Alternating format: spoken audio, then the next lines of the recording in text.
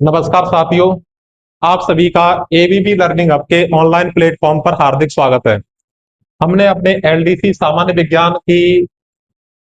विज्ञान की क्लासें शुरू कर रखी हैं। उसके अंदर अपने कार्बन एवं उसके यौगिक चैप्टर स्टार्ट है अपना। तो इसके अंदर अपने कल आईयूपीएसी नामकरण देखा था। उसके अंदर हमने कार्बन के बेस पर उनके नामकरण देखे थे। अगर कार्बन 4 है तो उसको ब्यूटेन बोल देंगे, और वो ऑल है तो ऑल लग जाएगा। तो वो हमने जस्ट 5 मिनट के शो के अंदर उसको कंप्लीट किया था। मैन मैन थे वो। अब अपने करेंगे कि कार्बन यौगिक के रासायनिक गुणधर्म। अब अपनी जो मेन हेडिंग होगी वो है कार्बनिक यौगिक के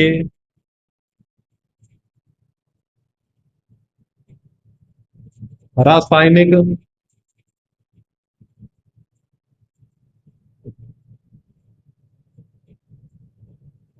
गुणधर्म। के कार्बनिक यौगिक के रासायनिक गुणधर्म कौन कौन से होते हैं? तो सबसे पहले अगर इसमें बात करें तो हमने दो प्रकार के हाइड्रोकार्बन के बारे में बात की थी। एक तो संतृप्त हाइड्रोकार्बन और एक असंतृप्त हाइड्रोकार्बन। तो इसमें पॉइंट बना के अपने लिखेंगे संतृप्त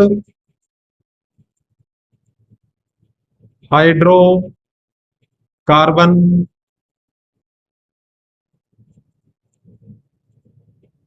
स्वच्छ नीली ज्वाला के साथ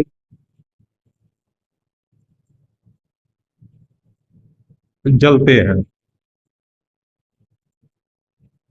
अपने संतृप्त हाइड्रोकार्बन क्या होते हैं? कि ऐसे हाइड्रोकार्बन जिनमें कार्बन और कार्बन के बीच एकल बंध पाया जाता है। और एकल बंध पाया जाएगा तो इसको अपने क्या बोलेंगे? एल्केन। तो एन वाले जितने भी नाम होंगे वो सारे के सारे किसके अंदर आएंगे? संतृप्त हाइड्रोकार्बन में आएंगे। जैसे methane, ethane, propane, butane, pentane और हेक्सेन। इस तरीके से 10 तक। नेक्स्ट है कि जो असंतृप्त हाइड्रोकार्बन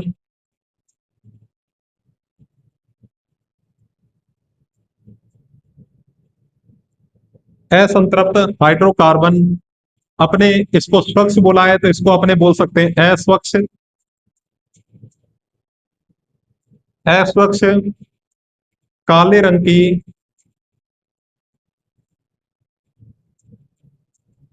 पीली ज्वाला के साथ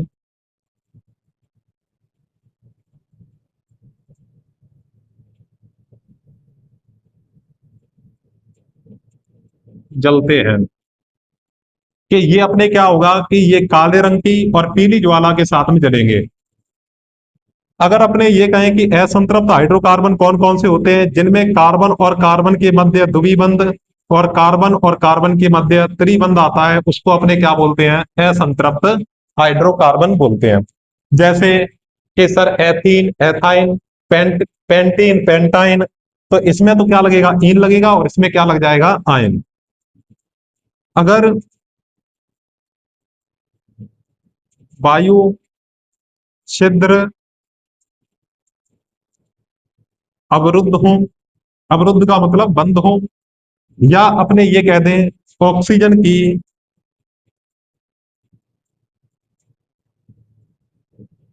कमी हो, तो वो कैसे? काले धुएंदार ज्वाला के साथ, धुएंदार ज्वाला के साथ, ज्वाला के साथ जलते हैं। अगर किसी भी चीज का, अगर अपने घरों में ये देखते हैं कि कोई भी तवा है वो काला हो रहा है, तो वहां पे क्या है? ऑक्सीजन की कमी है, या वायु का छिद्र क्या है? अवरुद्ध है। इसके बाद में इसका जो न्यू अगला पॉइंट होगा वो ये है, इसमें दो प्रकार की गैसों के बारे में कई बार पूछ लिया जाता है कि प्रोड्यूसर गैस किस गैस है वो किस किस का मिश्रण होती है। और एक होती है अपने, एक तो प्रोड्यूसर गैस हो गई जो कि अपने सीओ, सीओ का नाम क्या होता है? Carbon monoxide. लिख देंगे यहाँ पे कार्बन मोनो ऑक्साइड ये अपने जहरीली गैस होती है, प्लस में N2, और N2 को अपने क्या बोलते हैं, नाइट्रोजन गैस, नाइट्रोजन गैस। इन दोनों गैसों का जो मिश्रण होता है वो होती है प्रोड्यूसर गैस होती है। कौन सी गैस होगी, प्रोड्यूसर गैस होगी। अगर मैं बात करूं अगले, तो वो है वाटर गैस, वाटर गैस जिसको जल गैस भी बोल सकते हैं। वही सेम प्रोसेस, क्या, कार्बन मोनोऑक्साइड और प्लस में H2, और H2 का लगभग आप नाम जानते ही हो सभी, hydrogen, hydrogen gas. Hydrogen gas का क्या है, ये मिश्रण है। अगर N2 लगा होगा तो प्रोड्यूसर गैस होगी, उत्पादक गैस होती है जिसे किसी चीज को बनाने में प्रयोग करते हैं। और H2 लिखा होगा तो वो क्या होगी, वाटर गैस होगी, वो अपने वाटर गैस का मिश्रण होता है। अब इसमें क्या है कि जैसे कार्बन मोनोऑक्साइड जो कि जहरीली गैस होती है, वो जब क्लोरीन के साथ में अभिक्रिया करती है तो फॉस्जीन बनाती है, और फॉस्जीन होती है वो अति विषैली गैस होती है। तो आप नीचे लिख दो इसके कि carbon monoxide CO, carbon monoxide जैसे मैंने यहाँ पे नाम तो लिख रखा है ये कि CO, किसके साथ में, Cl2 यानी क्लोरीन गैस, क्लोरीन गैस से अभिक्रिया कर, क्रिया कर फॉस्जीन, और फॉस्जीन क्या होता है, COCl2, अति विषैली गैस, अति विषैली गैस का निर्माण करती है। तो आपको इसमें कोई समीकरण याद करने की जरूरत नहीं है, आपको सिर्फ ये देखना है कि जो कार्बन मोनोऑक्साइड है CO, वो Cl2 के साथ क्रिया कर क्या बनाती है, फॉस्जीन, और फॉस्जीन क्या होती है, अति विषैली होती है। ये अपने कार्बन मोनोऑक्साइड ये भी जहरीली है, लेकिन इससे भी जहरीली गैस कौन सी होती है, फॉस्जीन होती है। इसके बाद में अपने यहाँ पे अगला पॉइंट आप लिख सकते हो कि कार्बन मोनोऑक्साइड CO ये हीमोग्लोबिन के साथ, हीमोग्लोबिन, हीमोग्लोबिन के साथ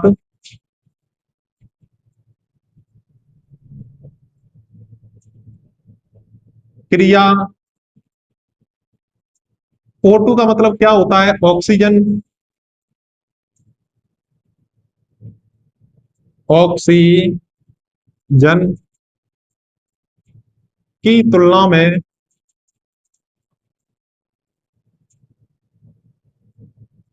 300 गुना, 300 गुना तेजी से क्रिया करती है, और क्रिया करके क्या बना देती है, कार्बोक्सी हीमोग्लोबिन, कार्बोक्सी हीमोग्लोबिन बना देती है। कि सर ये क्या होता है, तो वो मैं 1 मिनट में आपको समझाता हूं। कार्बोक्सी हीमोग्लोबिन बनाती है, पहले तो आपको यह पता होना चाहिए कि हीमोग्लोबिन क्या होता है, कि हीमोग्लोबिन की वजह से ही क्या होता है कि रक्त का लाल रंग होता है। अगर रक्त का लाल रंग किसकी वजह से होता है, हीमोग्लोबिन से। रक्त में घुलनी कौन सी चाहिए, ऑक्सीजन गैस। सर रक्त में घुलनी कौन सी चाहिए, मतलब हीमोग्लोबिन के साथ अभिक्रिया कौन सी करनी चाहिए, ऑक्सीजन गैस। लेकिन अगर कार्बन मोनोऑक्साइड है वो ऑक्सीजन की तुलना में 300 गुना तेजी से क्रिया करती है। अगर अपने कमरा बंद करके अगर उसमें कोयला जला लेते हैं तो कोयले में से कौन सी गैस निकलती है, CO, कार्बन मोनोऑक्साइड, जहरीली गैस। अगर ये हमारे बॉडी के अंदर जाएगी तो रक्त से रिक्रिया करके क्या बना देगी, कार्बोक्सी हीमोग्लोबिन। और इससे हमारी क्या हो सकती है, जैसे ये अंदर बना तो इससे हमारी क्या हो सकती है, मृत्यु हो सकती है। तो कई बार आपने समाचारों में सुना होगा कि रात को अंगीठी जलाई और बंद कमरा करके सो गए, और सुबह सुबह वो सोते हुए ही मिले, मतलब सुबह तक उनकी क्या हो चुकी थी, डेथ हो चुकी थी, क्योंकि उनके बॉडी के अंदर क्या पहुंच चुका था, कार्बन मोनोऑक्साइड। तो एक बार आप इसका स्क्रीनशॉट या इसको आप लिख सकते हैं। आपने ये लिख लिया होगा। इसके बाद में अपने करेंगे आगे। कई बार ये पूछ लिया जाता है कि ठोस बर्फ किसको बोलते हैं, कि ठोस आइस होती है वो क्या होती है। कि जो ठोस आइस का जो सूत्र होता है उसे बोलते हैं अपने ठोस आइस का सूत्र होता है वो कौन सा होता है, तो अपने कहेंगे उसको शुष्क कार्बन डाई ऑक्साइड। जैसे देखो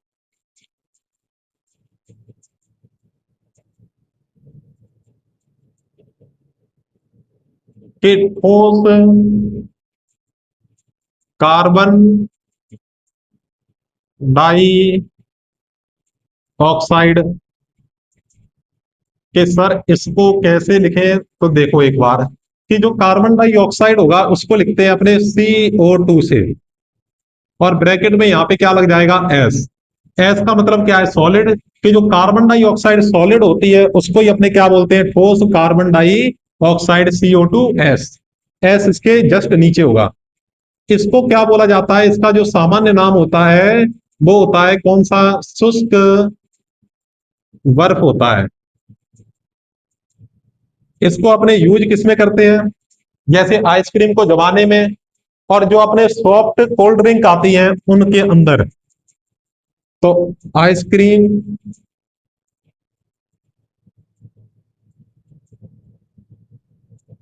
कॉमा हिमशीतित, हिमशीतित मतलब जमाने वाले सभी प्रक्रम में, और कॉमा एक और आप लिख दोगे किसमें, अभी आपको बताया था कि शुष्क बर्फ होती है ठोस कार्बन डाइऑक्साइड है, आइसक्रीम हिमशीतित, और एक और अपने होता है वो कौन सा है, सॉफ्ट कोल्ड ड्रिंक। तो हम सीधा ही क्या लिख देंगे, कोल्ड ड्रिंक लिख देंगे में उपयोग।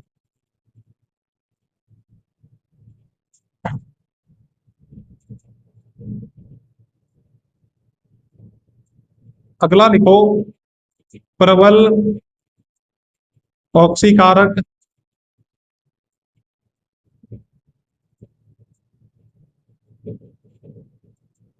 दो होते हैं, पहला क्षारीय KMnO4, और दूसरा होता है अम्लीकृत K2CR2O7। इसका नाम होता है पोटेशियम पर मैग्नेट। क्या नाम होगा, पोटेशियम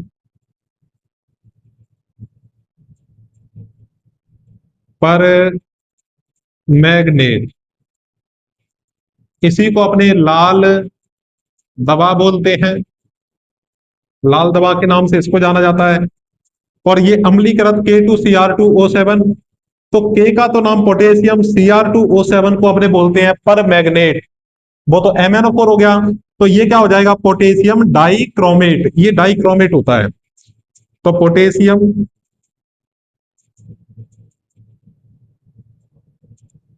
डाई,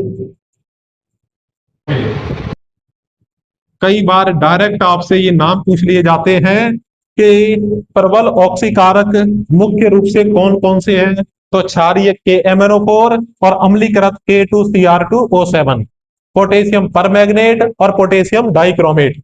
ये दोनों मिलके क्या करते हैं, ऑक्सीजन देते हैं। और ये एथिल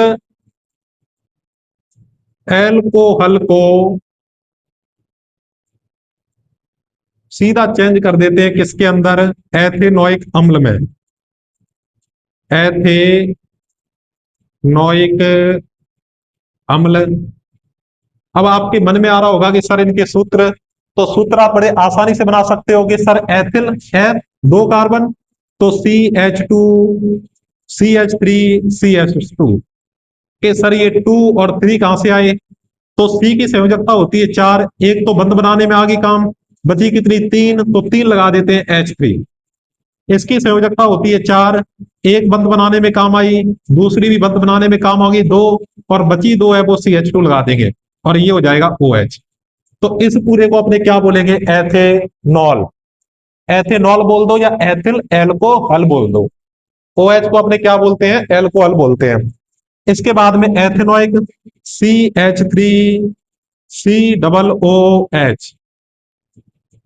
इस प्रतिस्थापी समूह में कार्बन है तो इस कार्बन को भी काउंट करेंगे, एक और एक, कितने कार्बन हो गए, दो। दो को बोलते हैं एथ, यानी एथेन। अगर COOH लगा हुआ है तो मैंने पिछली क्लास में आपको बताया था कि इसका जो अनुलग्न होता है वो कौन सा होता है, ओइक होता है। तो एथेन प्लस में ओइक क्या हो जाएगा, एथेनोइक हो जाएगा। तो आप ये समझ गए होंगे कि प्रबल ऑक्सीकारक ये होते हैं, ये एथिल एल्कोहल को किसमें चेंज कर देते हैं, एथेनोइक अम्ल में चेंज कर देते हैं। या इसका दूसरा नाम और लिख लो आप, एथेनॉल। दोनों को साथ में बोलेंगे तो क्या हो जाएगा, एथेनॉल हो जाएगा। इसके बाद में अगला देखो, नेक्स्ट,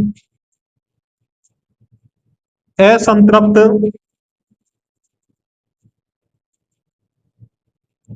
हाइड्रोकार्बन के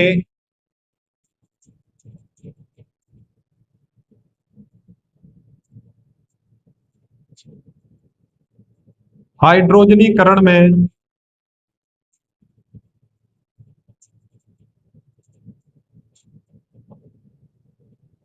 उत्प्रेरक कि कौन कौन से उत्प्रेरक काम आते हैं किसके, असंतृप्त हाइड्रोकार्बन के हाइड्रोजनीकरण में उत्प्रेरक कौन कौन से आते हैं। तो NI, जिसको अपने बोलते हैं निकल, और एक होता है PD, इसको बोलते हैं पैलेडियम,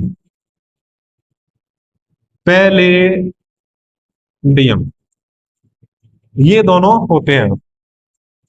इसमें एक और पॉइंट डालो, असंतृप्त हाइड्रोकार्बन क्या होगा, असंतृप्त हाइड्रोकार्बन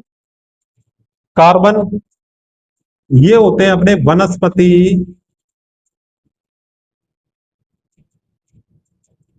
तेल, और ये क्या है, स्वास्थ्य के लिए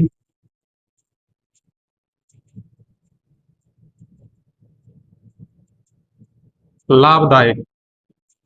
तो हमें वनस्पति तेलों का प्रयोग करना चाहिए। जैसे आप सुनते भी होंगे कि अपने घरों में अक्सर कुछ बनाने के लिए रिफाइंड लेके आते हैं, तो रिफाइंड किसका उदाहरण है, वनस्पति तेल का। और ये असंतृप्त हाइड्रोकार्बन में आता है, और ये स्वास्थ्य के लिए क्या होता है, लाभदायक होता है। दूसरे अपने बात करें, संतृप्त हाइड्रोकार्बन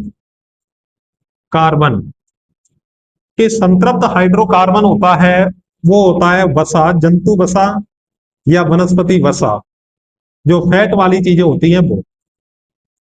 और ये क्या होती है कि स्वास्थ्य के लिए हानिकारक, हमें ज्यादातर फैट वाली चीजों का प्रयोग नहीं करना चाहिए। तो ये क्या होती है, अपने स्वास्थ्य के लिए क्या होती है, हानिकारक, तो इनका प्रयोग हमें नहीं करना चाहिए। एक और पॉइंट लिखो यहां पे कि जो सिगरेट का जो लाइटर होता है उसमें किस प्रकार का, किस यौगिक का प्रयोग किया जाता है। तो हम कहेंगे ब्यूटेन।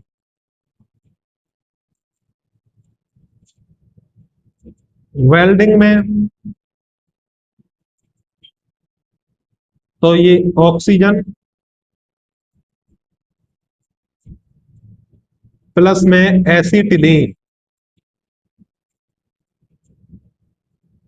एसिटिलीन। सर ऑक्सीजन होता है O2, एसिटिलीन है वो किससे बना है, एसिटिलीन है वो किससे बना है, एथाइन से बना है। तो एथाइन का सूत्र क्या होगा, CH2 double bond CH2। Math एथ, ये एथीन हो गया, तो इसमें से एक कार्बन और कम कर दो आप, तीन। कि सर कार्बन की चार संयोजकता होती है, तीन तो इसके द्वारा और एक इसके द्वारा पूरी हो गई हाइड्रोजन के द्वारा।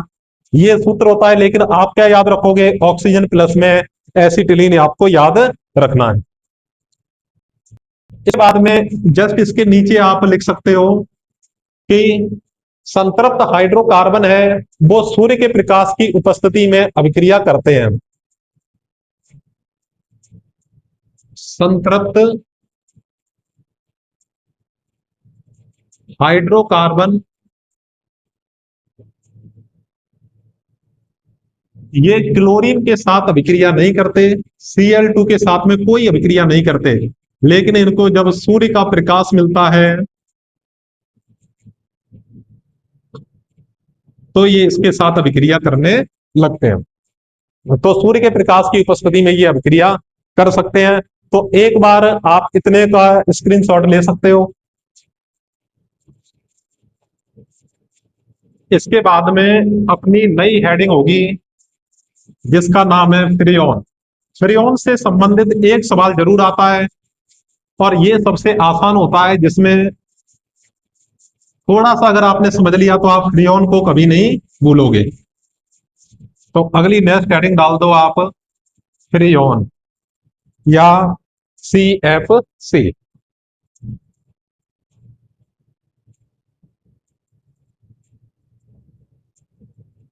फ्रियोन या इसको अपने क्या बोलते हैं, CFC, और इसी को क्या बोलते हैं, क्लोरोफ्लोरोकार्बन। तो पॉली क्लोरोफ्लोरो एल्केन इसका जो सामान्य नाम होता है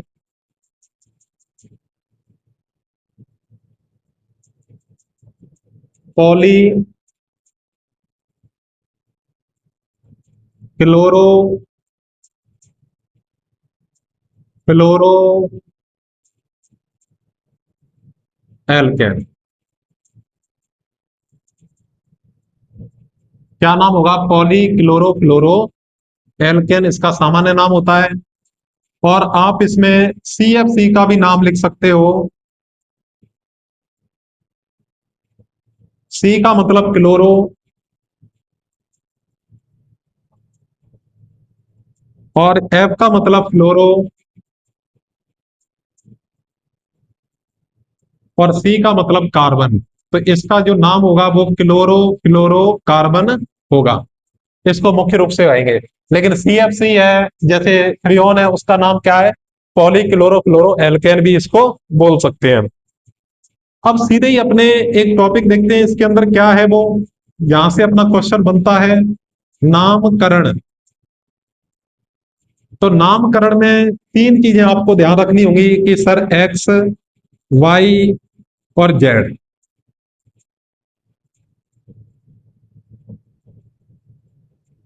पहला जो X होगा वो कार्बन परमाणु की संख्या, कार्बन परमाणु की संख्या यानी C, और C में से क्या कर देंगे, -1 कर देंगे। जितने भी आपको C दिखाई दे उसमें से क्या कर देंगे, -1। 2 नंबर हाइड्रोजन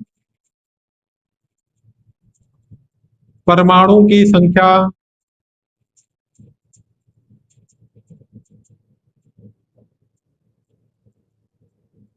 बराबर H+1। और 3 नंबर पे अपने हो जाएगा, 3 नंबर पे क्या होगा कि 3 नंबर पे अपने बात करेंगे फ्लोरीन। बिल्कुल, फ्लोरीन परमाणु की संख्या, कि जो भी अपने फ्लोरीन परमाणु की संख्या होगी उसको अपने एज इट इज रखने वाले हैं। F का क्या रहेगा, F रहेगा। सर कार्बन की -1, हाइड्रोजन की +1 और फ्लोरीन की क्या हो जाएगी कि फ्लोरीन को अपने सीधा लिख देंगे। तो मैं अब इसके आगे एक वो टेबल बना देता हूं मैं। तो ये अपनों ने टेबल बना रखी है। इसमें अगर आपको कोई भी अणुसूत्र दिए गए हो और फ्रियोन का नाम पूछे तो हम कैसे बनाएंगे, कि पहले में क्या था कि कार्बन परमाणु की संख्या +1। तो कार्बन परमाणु की संख्या सर क्या है, -1 है। तो इसमें C के परमाणु की संख्या कितनी है, 1, और 1 में से अपने 1 कम कर देंगे तो कितना रहेगा, 0। Y पे क्या था, हाइड्रोजन परमाणु की संख्या +1। इसमें सर हाइड्रोजन है ही नहीं, तो सीधा क्या आ जाएगा, +1। कुछ नहीं है तो हमने +1 कर दिया। और तीसरे कॉलम में आ जाएगा क्या, Z4 फ्लोरीन के परमाणु की संख्या जितनी है उतनी लिख दो। फिर सर एक है तो हम यहाँ पे क्या लिख देंगे, एक। तो पहले जो सूत्र का जो नाम होगा वो अपने पास में आ चुका है 11, फ्रेयॉन 11। अगर फ्रेयॉन 11 का सूत्र होगा तो वो क्या होगा, CFCl3। क्या होगा, CFCl3। अब चलते हैं सेकंड वाले पे। कार्बन परमाणु की संख्या -1 यानी 0, हाइड्रोजन परमाणु की संख्या +1, इसमें है नहीं तो हम सीधा 1 कर देंगे, +1। फ्लोरीन परमाणु की संख्या एज इट इज, जैसे इसमें फ्लोरीन 2 है तो यहां पे कितना लिख देंगे, 2। तो ये बन जाएगा 12। इसके बाद नेक्स्ट, कार्बन परमाणु की संख्या -1, 2 है इसके पास में, 1 माइनस कर दो तो 1 बचेगा। हाइड्रोजन परमाणु की संख्या 1 और फ्लोरीन परमाणु की संख्या 2, तो ये 112। तो फ्रियोन 112 का सूत्र क्या होता है, तो आप ये बता दोगे सर, C2F2Cl4, C2F2Cl4। इसमें कार्बन की -1, 1, हाइड्रोजन की +1, 1, फ्लोरीन की एज इट इज 3, फ्लोरीन की कहां पे है, इसके जस्ट नीचे लिखी हुई है वो 3। तो ये फ्रियोन 113 का फॉर्मूला होगा। अब थोड़ा सा आप पेशेंस रखो और इसमें वापस मैं सूत्रों के आगे खड़ा हो जाता हूं, इन सूत्रों को अपने वापस बना लेते हैं, फिर आपके दिमाग में और अच्छे से सेट हो जाएगा। तो आप ये देखो, क्या देखोगे आप, कि इसके आगे हमारे 3 अक्षरों में नाम होने चाहिए, तो हमने इनके आगे 0 लगा दिया। पहला पहला क्या था, कार्बन परमाणु की संख्या -1, -1 की है तो आप +1 कर दो सर, तो C का C आ जाएगा। 2 नंबर पे हाइड्रोजन परमाणु की संख्या +1, तो ये क्या हो जाएगी सीधा, इसको हाइड्रोजन तो है ही नहीं। अगर हाइड्रोजन परमाणु की संख्या +1 है और उसे उसे अगर माइनस करेंगे तो वो क्या आ जाएगा, कि सर माइनस करेंगे तो हाइड्रोजन परमाणु 0 हो जाएगा। ये क्या है, फ्लोरीन परमाणु की संख्या 1 है तो यहां पे लगा देंगे फ्लोरीन 1। अब आप मुझे ये बताओ, कार्बन की वैलेंसी कितनी बताई थी मैंने आपको, 4। 4 में से एक तो इसके साथ पूरी हो गई, 4 में से एक इसके साथ पूरी हो गई, बची कितनी, 3। तो 3 यहां पे क्या आ जाएंगे, Cl आ जाएंगे, Cl3। तो देखो सेम का सेम हमारा फॉर्मूला ये आ गया। सेकंड इस पे आ जाओ, कार्बन परमाणु की संख्या -1 की थी तो इसमें +1 कर दो, तो क्या हो जाएगी, C। हाइड्रोजन परमाणु की संख्या +1 की थी, -1 कर दो सर, ये एक है वो गायब हो जाएगा यहां से। और फ्लोरीन परमाणु की संख्या कितनी है, इसमें 2 है तो इसमें सीधे F क्या हो जाएगा, 2। कार्बन की 4 वैलेंसी होती है, 2 कंप्लीट हो गई तो बची कितनी, 2। तो 2 आ जाएगा, Cl2 आ जाएगा। फर्स्ट, कार्बन परमाणु की संख्या -1, -1 करेंगे, कि अपने जो कार्बन परमाणु की संख्या हमने क्या कर रखी है, -1। तो एक में से पहले से हमने एक कम कर रखा है तो उस एक को जोड़ दो आप, जोड़ेंगे तो C2 हो जाएगा, हाइड्रोजन वैसे ही कम हो जाएगा। और ये क्या है, फ्लोरीन की संख्या, फ्लोरीन है वो कितना है, F2 है। मेरे पास कार्बन 2 है तो 1 और 1 2 लगा दिया, F भी 2 है तो मैंने यहाँ पे 1 F ये, 1 F ये। अब आप ये बताओ कि कार्बन की बैलेंसी कितनी बची, 1 2 3 और ये 4, 1 2 3 4। तो यहाँ पे 1 2 3 4, तो इसमें 4 क्या आ जाएंगे, Cl4 आ जाएंगे। कार्बन परमाणु की संख्या 1 है तो वो 2 हो जाएगी, हाइड्रोजन कम हो गए, और फ्लोरीन की 3 है। अब क्या फ्लोरीन कितने लगाने हैं, मुझे 3 लगाने हैं तो मैंने 3 लगा दिए। तो 1 2 3, 3 स्थान बचे हैं, उस पर क्या लगा दूंगा मैं, Cl3 लगा दूंगा। तो Cl मैंने 3 लगा दिए। तो आपको ये समझ में आ चुके होंगे, अगर नहीं है तो एक बार और आप बैक जाकर इसको देख सकते हो। तो ये आप टेबल बना लो। इसके बाद में अपने पढ़ेंगे क्या, कि फ्रियोन के उपयोग क्या होते हैं।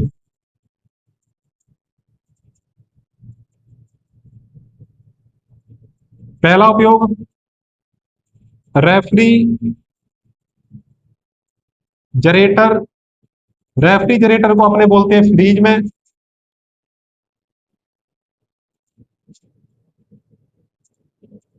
शीतगार संयंत्रों में,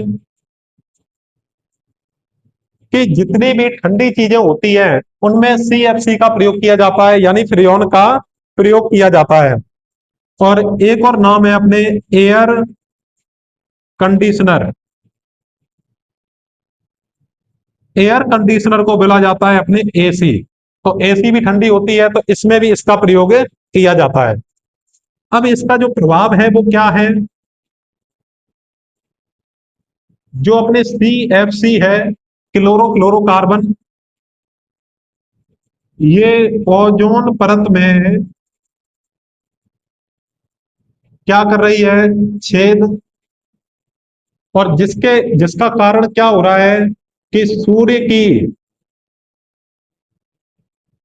परावैंगनी विकिरण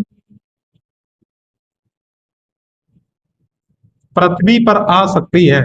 अगर ये ओजोन परत में छेद कर सकती है, तो उन छेदों से होते हुए उन छेदों से होते हुए जो पराबैंगनी किरणें होती है, अल्ट्रा वायलेट रे होती है, वो पृथ्वी पर आ सकती है।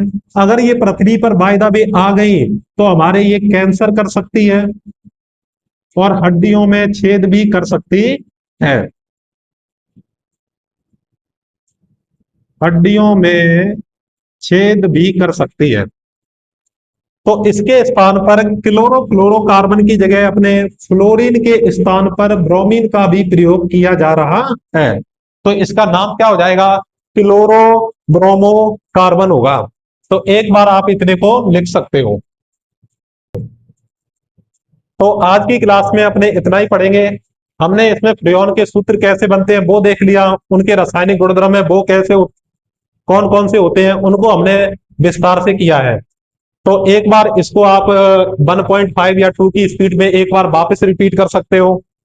तो आपको ये क्लास कैसी लगी वो आप कमेंट बॉक्स में जरूर बताएं, और वीडियो को ज्यादा से ज्यादा अपने लाइक करें, और अपने YouTube channel ABP learning hub को सब्सक्राइब करें और अपने दोस्तों के साथ में शेयर करें।